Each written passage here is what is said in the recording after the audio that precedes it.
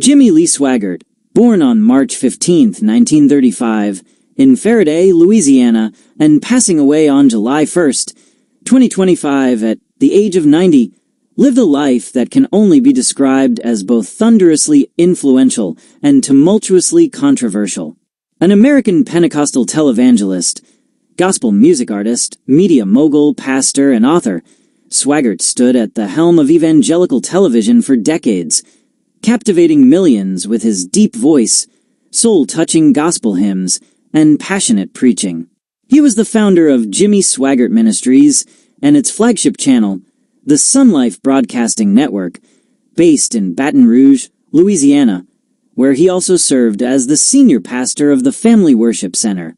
Swaggart's name became synonymous with fiery Southern preaching and gospel music in the 1970s and 80s.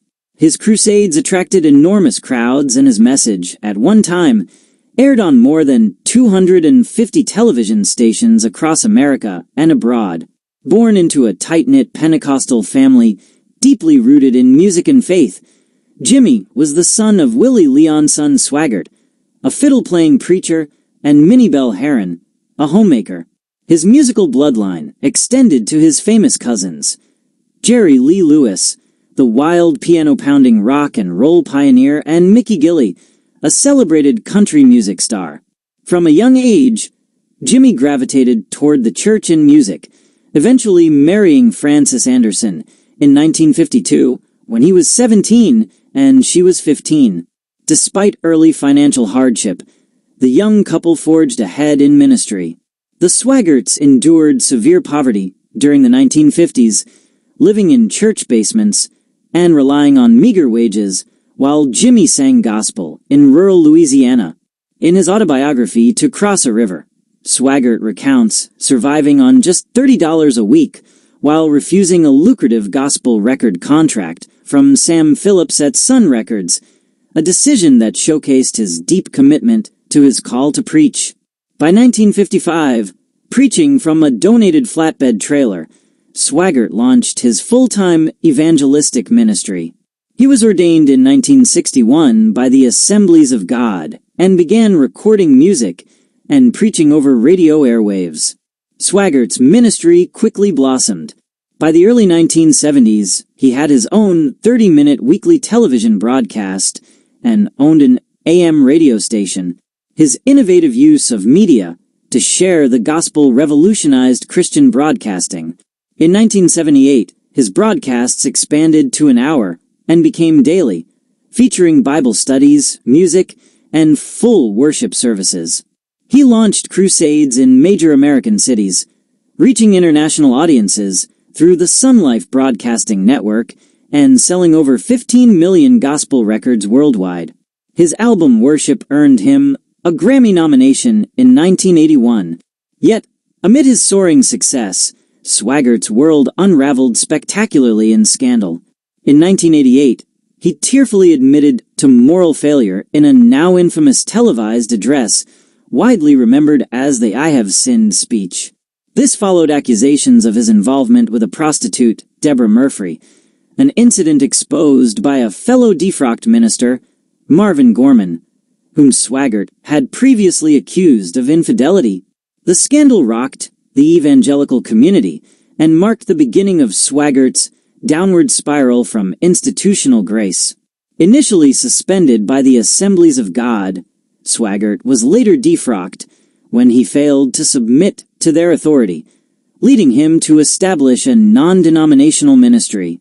His second prostitution scandal in 1991, with a woman named Rosemary Garcia, cemented his fall from the mainstream televangelism spotlight.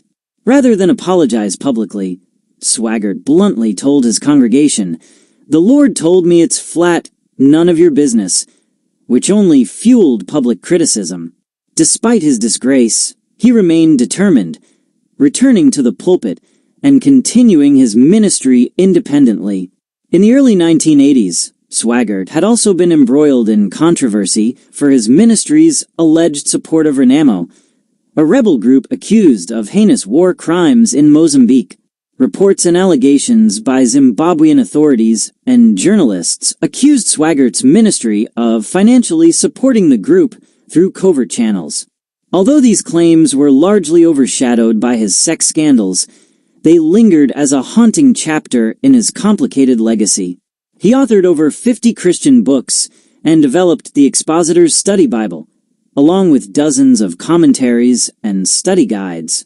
His monthly publication, The Evangelist, reached thousands, while SonLife Radio continued his signature blend of Southern gospel and fundamentalist teachings, streaming globally from its Baton Rouge headquarters. In 1984, Swaggart launched the Jimmy Swaggart Bible College, later renamed the World Evangelism Bible College. It initially offered degrees in education and communication, but after the scandals, student enrollment collapsed and programs were slashed. Despite all setbacks, Swaggart remained a central figure in American Pentecostalism and a pivotal name in televangelism history. He accumulated significant wealth through book sales, record royalties, and donations, with his ministry managing vast media properties. However, much of this wealth became subject to public scrutiny, especially following the scandals and the lavish lifestyle that often contrasted with his humble beginnings. Personally, Swaggart was deeply devoted to his family. He was married to Frances Swaggart for over 70 years, a rare marital feat that endured both the peaks of their ministry and its darkest valleys. The couple had one son, Donnie Swaggart, who followed in his father's footsteps as a preacher. The Swaggart lineage extended further through his grandson, Gabriel Swaggart, making it 4 generations of preachers in the family. In his final years, Jimmy battled health issues. On June 15, 2025, he was admitted to the intensive care unit after suffering cardiac arrest. His son Donnie remarked that only a miracle could prolong his life. On July 1st, 2025, the curtain fell on one of the most dramatic, impactful, and controversial figures in American religious history. He died in a hospital in Baton Rouge, surrounded by loved ones, marking the end of a 70-year journey of praise, scandal, redemption, and resilience.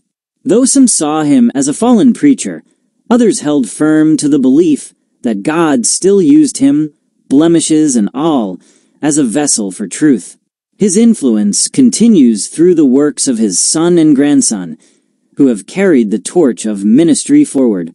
Though never affiliated with a political party, Swaggart was often associated with the rise of the Christian right in America. At a 2018 political rally, President Donald Trump even mocked his teary 1988 confession, a testament to how deeply Swaggart had penetrated public consciousness. Love him or loathe him, Jimmy Swaggart's story remains an enduring chapter in the chronicles of American religion. His life was a living paradox of spiritual fervor and human frailty, a roller coaster of salvation and scandal.